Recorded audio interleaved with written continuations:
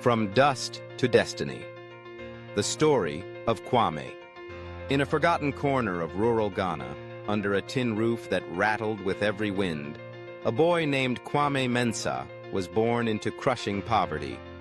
His mother, Abena, worked 14-hour days pounding cassava for the village market, while his father had died from malaria when Kwame was just 3. He wore the same torn shirt to school every day, his shoes made from old car tires.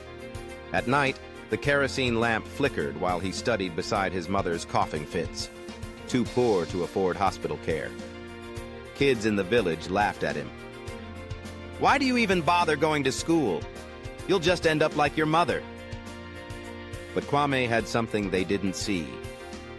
Fire, burning quiet and deep.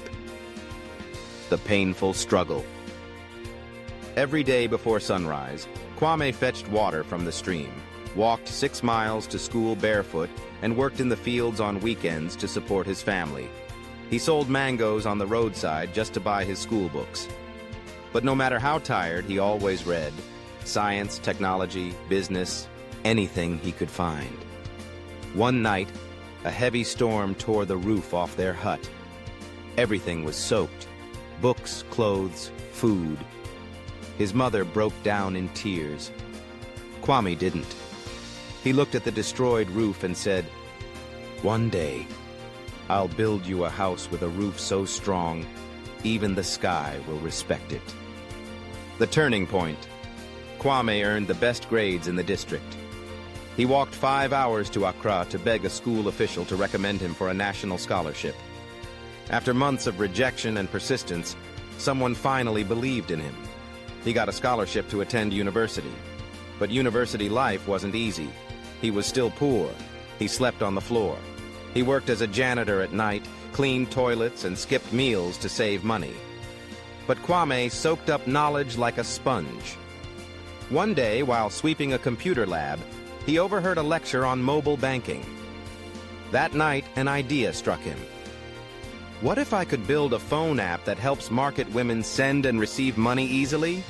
He had no laptop, no internet at home. So he stayed in the computer lab after hours, teaching himself coding through free tutorials. Months later, MobiSav was born, a mobile payment app for rural businesses. Rise of a legend. At first, no one cared. Then one day, a small NGO picked up his app. Then a local radio station featured him. Suddenly, market women were using MobiSav, then farmers, then truck drivers. By age 26, Kwame was signing deals with telecom companies across West Africa. At 28, MobiSav hit 1 million users. Investors flooded in. He opened an office in Accra, then Lagos, then Nairobi. From nothing, Kwame had built a tech empire serving the people who had been forgotten, just like he once was. The return home.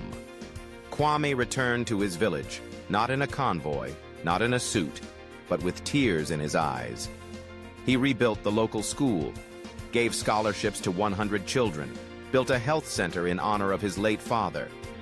And for his mother, he built a house, big, warm, strong, with a roof so solid the sky had no choice but to respect it. Epilogue. When asked what drove him, Kwame always said, "The world may forget where you come from, but don't let it forget who you are. I wasn't born lucky. I was born determined." And in the ashes of poverty, he forged a crown of purpose.